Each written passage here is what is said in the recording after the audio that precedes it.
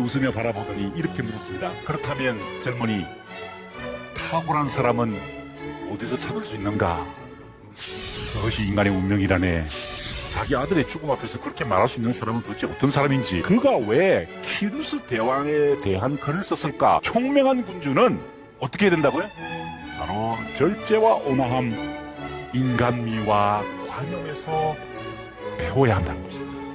누구에게서? 키루스에게서 배워야 한다는 것입니다. 이것이 진짜 군주의 모습이죠. 이것이 진짜 리더의 모습인 것입니다.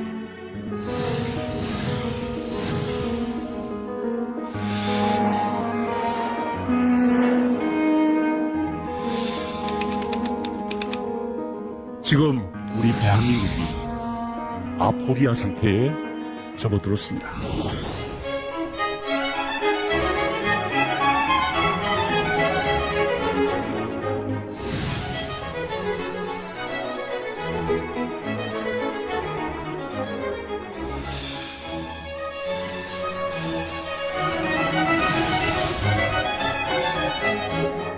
그리스에는 비극이 없는 줄 알았는데, 그리스에는 위기가 없는 줄 알았는데, 그리스에는 아포리아가 없는 줄 알았는데 그렇지 않습니다.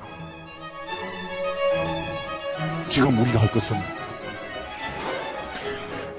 군주의 거울을 펴는 것입니다.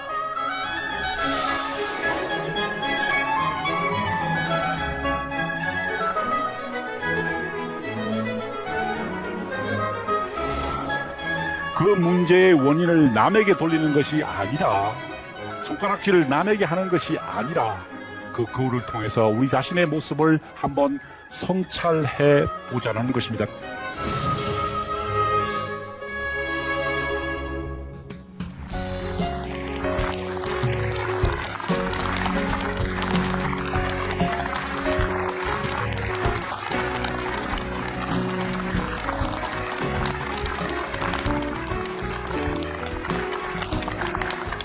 안녕하십니까. 아포리아 시대의 인문학, 여러분과 함께 공부하고 있는 김상근입니다. 저는 우리 시대를 아포리아의 시대로 규정했습니다. 아포리아는 위기보다 더 심한 상태이지요. 위기는 어떻게 해볼 수도 있습니다. 그러나 이 아포리아 상태에서는 어떻게 할 수 없는 상태를 말합니다. 길 없음의 상태를 말합니다. 우리는 아포리아 상태에 접어들면 무지의 자각에 이르게 됩니다. 그동안 우리가 알고 있던 것들이 잘못되었거나 우리가 알고 있던 것들이 제한적이었다는 것을 알게 됩니다. 그것이 바로 아포리아 상태인데, 이 아포리아 상태에 우리는 어떻게 인문학을 해야 할까요? 아포리아의 상태의 인문학은 보통 때와는 달라야 한다는 것이 저의 생각입니다. 아포리아 시대의 인문학은요, 여러분들께 어떻게 인생의 효율을 증대시키는가에 대한 문제를 논하는 것이 아니라, 어떻게 빨리 노를 저어서 원하던 한국까지 도달하는가에 대한 효율성의 문제가 아니라, 잠시 노를 내려놓고 밤하늘의 별을 보아야 한다는 것입니다. 북극성을 바라보아야 한다는 것이죠. 어디가 북쪽이고 어디가 남쪽인지, 어디가 동쪽이고 어디가 서쪽인지를 바라보아야 하는 것이 아포리아 시대의 인문학이라는 것입니다. 그 아포리아의 시대에, 노를 내려놓고 밤하늘을 바라보는 이 시대에 우리가 함께 성찰해야 될 주제가 있습니다. 그것은 바로 군주의 거울입니다. 군주의 거울은 서구에서 지도자의 덕목으로 이미 오래전부터 정착되어 있는 문학의 장르이고 리더십의 장르입니다. 그런데 제가 오늘 여러분들께 이번 기회를 통해서 군주의 거울을 설명드리는 것은, 우리 2014년에 대한민국이 처한 아포리아 상태에서 그 문제의 원인을 남에게 돌리는 것이 아니라, 손가락질을 남에게 하는 것이 아니라, 그 거울을 통해서 우리 자신의 모습을 한번 성찰해 보자는 것입니다. 특별히 이 프로그램을 시청하시는 시청자 여러분들 중에서 지도자가 계시다면은, 그리고 앞으로 지도자로 성장해 가실 분들이라면은, 이 군주의 거울을 통해서 자기 자신의 모습을 한번 성찰해 보자는 것입니다. 그것이 이번 강의의 목적입니다. 그리스도 그랬습니다. 아포리아 상태가 초래되었습니다. 무려 500만 명, 물론 전투적으로는 250만 명쯤이라고 합니다. 그러나 500만 명의 엄청난 군대가 그리스를 침공했을 때 아테네와 스파르타 사람들은 큰 충격을 받게 되었죠. 겨우 전쟁이 끝났는데 다시 그리스는 내전의 위기에 몰려들게 됩니다. 스파르타와 아테네가 양쪽으로 갈라져서 같은 언어를 사용하던 함께 호메로스를 외우던 그 사람들이 창금을 겨루면서 죽고 죽게 하는 전쟁을 여셨었죠. 기원전 399년에는 어떤 사건이 벌어졌습니까? 현자 소크라테스가 독배를 마시면서 죽음을 맞이하는 충격적인 사건이 벌어집니다. 아테네라는 도시가 철학에게 범죄를 저지른 날이었죠. 이러한 그리스의 아포리아, 연이어서 닥쳤던 그 아포리아 상태, 그리고 그것을 극복하기 위한 노력들이 이 세 사람에 의해서 시도되었습니다. 헤로도토스의 역사, 투키디데스의 펠레포네스 전쟁사, 그리고 플라톤의 국가편에서 그 아포리아를 극복하기 위한 현자들의 노력이 줄기차게 시도되었죠. 이제 저는 그 네 번째 인물을 이제 두 번째로 소개하게 됩니다. 지난 시간에 이어서 이제 크세노폰이라는 인물을 소개하게 되는데, 이 사람이 쓴 키루스의 교육이야말로 그리스의 마지막이자 그리스의 최고의 군주의 거울이었다는 것입니다. 후대 사람들이, 후대 지도자들이, 앞으로 지도자가 될 사람들이 이 책을 읽으면서 거울로 삼았다는 것입니다. 그곳에서 자신의 모습을 성찰하면서 나도 이 사람처럼 닮아야지, 이 사람을 따라가야지, 이 사람을 모방해야지, 이 사람을 내 삶의 교훈으로 삼아야지 하면서 읽고 또 읽었는데, 오늘 제가 여러분들께 그 키루스의 교육 중에서 도대체 키루스가 어떤 교육을 받았는지에 대해서 설명을 드릴 겁니다. 제가 지난 시간에 말씀드렸다시피 크세노폰은 페르시아 내전에 참전했다가 이제 목숨을 건 탈출을 경험한 다음, 동료들과 함께 겨우 사지에서 벗어난 다음 스파르타의 통치권인 올림피아에서 살게 됩니다. 그는 그곳에서 처음으로 스파르타적 가치를 배우게 되지요. 스파르타에서 그동안 한 번도 보지 못했던 새로운 것을 크세노폰이 발견하게 됩니다. 아테네에서 보지 못했던 새로운 것, 그것이 바로 스파르타에서 자기가 처음 발견한 것이었는데, 그것을 크세노폰은 키루스의 교육에 온전히 보존하고자 합니다. 그것이 바로 무엇이었느냐? 교육이었다는 것입니다. 교육이 문제였다는 것입니다. 아포리아를 극복하기 위해서 가장 중요한 것은 교육의 문제라는 것입니다. 물론 이러한 노력은 이미 플라톤에서 시도되었죠. 국가편에 보면은 뒷부분 8장에서 보면은 계속해서 교육의 문제를 강조합니다.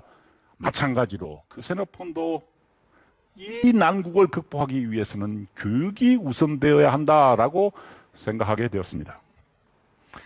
교육이 문제인 거죠. 이런 얘기 굳이 할 필요가 있을까 생각이 드는데, 대한민국 고등학교의 교육의 목표는 뭔가요? 나라를 위해 목숨을 바치는 사람입니까? 아니죠. 교육이 문제였던 것입니다. 이 크세노폰이 스파르타에서 깨달은 게 바로 그겁니다. 교육이 문제구나. 여러분 혹시 그 이야기 들으셨습니까? 스파르타식 교육이란 말 들어보셨죠? 크세노폰이 그 스파르타식 교육에 대해서 알게 되었던 것이죠. 교육이 문제였다는 것입니다. 아포리아를 극복하기 위해서 가장 중요한 것은 교육의 문제라는 것입니다. 나라를 위해 목숨을 바칠 수 있는 명예로운 시민을 만드는 것, 그 폭정의 원칙 중에 하나는 어떤 사람이 나머지 모든 사람보다 더 많이 가지는 것이 옳다는 생각이란다라고 가르칩니다. 리더는 법에 의해서 판단을 내려야 하지 자신의 기분이나 자신의 기준에 의해서 판단을 내려서는 안 된다는 것입니다. 자, 이 스파르타식 교육을 누가 만들었을까요? 바로 리쿠르고스라는 사람이 만들었습니다. 제가 굉장히 존경하는 인물입니다. 리쿠르고스라는 사람이 이 스파르타식 교육을 최초로 만든 사람인데, 뿐만 아니라 이 사람은 원로원 제도를 만들었습니다. 우리의 국회 제도를 사실 이 사람이 최초로 만든 겁니다. 그 당시에 이 스파르타의 문제가 뭐냐면은 권력을 가진 사람들은 독점하려고 하고 평민들은 아주 우매한 선택을 한다는 그 문제가 있었어요. 그것을 해결하기 위해서 양쪽의 극단을 방지하기 위해서 중간에 원로원을 두겠다라는 생각을 처음으로 한 사람입니다. 리쿠르고스. 굉장히 중요한 사람이죠. 의회 정치의 아버지라고 볼 수 있는 사람입니다. 그런데 이 사람이 왜 원로원 제도를 만들었느냐? 원로원 제도를 국가라는 배의 바닥짐으로 만들어, 요즘 용어로 말하면 뭘까요? 균형수를 만들어. 그죠? 배가 균형을 잡기 위해서 배에다 물을 넣는다 그러잖아요. 원로원 제도가 그런 거였다는 것입니다. 배의 균형을 잡음으로써 가장 안전하고 질서 있는 방식을 달성한 것이다. 뿐만 아니라 이 리쿠르고스는요, 교육 제도를 만들었습니다. 그게 바로 스파르타식 교육입니다. 우리가 흔히 생각할 때 스파르타식 교육하면은 강압적인 체력을 우선하고 막 그냥 도둑질하고 막 생존하기 위해서 어떤 수단과 방법을 가르치지 말아야 하는 교육이라고 생각하는데, 리쿠르고스가 의도했던 교육은요, 스파르타식 교육은 다른 것이었습니다. 그것은 명예에 대한 문제였습니다. 나라를 위해 목숨을 바칠 수 있는 명예로운 시민을 만드는 것, 그것이 스파르타 교육의 목적이었죠. 자, 이 더가가 아주 특별한 그림을 그렸는데요. 운동 연습을 하는 스파르타의 청년들이라고 제목이 붙어 있는데, 어떤 작품을 보면 이렇게 되어 있습니다. 남자 청년들에게, 소년들에게 야유를 보내는 스파르타의 처녀들, 이렇게 표현되어 있어요. 왜 그러냐면은 이 리쿠르고스가요, 여성들도 교육을 시킨 것입니다. 그동안 여성들은 교육의 대상이 아니었어요. 그런데 리쿠르고스가 여성들도 강인한 체력과 나라를 위해 목숨을 바칠 수 있는 명예로운 시민으로 키우겠다라고 해서 여성들도 교육을 시킨 것입니다. 그래서 이 여성들이, 스파르타 여성들이 남자아이들에게 야유를 보내고 있는 겁니다. 요즘 제가 대학에서 가르치다 보면 이런 현상들이 많이 나타나요. 예. 여학생들이 남학생들보다 훨씬 성적이 좋고, 또 각종 시험에서 여학생들이 많이 두각을 나타내죠. 그 점에서 리쿠르고스는 정말 시대를 앞서던 사람이 아닌가 하는 생각이 듭니다. 교육의 이점을 설명하는 리쿠르고스라는 작품입니다. 그는 자신이 입법을 하면서 원로원 제도를 만든과 동시에 시민들로 하여금 명예롭게 살고 나라를 위해 목숨을 바치는 것이 가장 보람된 삶이라는 것을 가르치는 사람입니다. 제가 왜 리쿠르고스를 좋아하냐면요, 이 사람의 최후가 아주 멋집니다. 시민들에게 이렇게 이야기합니다. 아직도 우리 스파르타의 법에 문제가 있다. 개선점이 있다. 그래서 내가 저 델포이로 가서 신탁을 받아올 테니 내가 돌아올 때까지 기다려라. 그리고 내가 돌아오기 전에는 절대로 내가 만든 법을 바꾸지 말라라고 하고 시민들한테 약속을 얻은 다음에 델포이로 갑니다. 델포이에 가서 그는 자기를 하게 되죠. 왜? 자기가 거기서 죽어버리면은 절대로 스파르타의 법이 바뀌지 않을 거기 때문에 그곳에서 마지막으로 자결을 하면서 나라를 위해 목숨을 바칩니다. 제가 이번 여름에 델포이로 갔어요.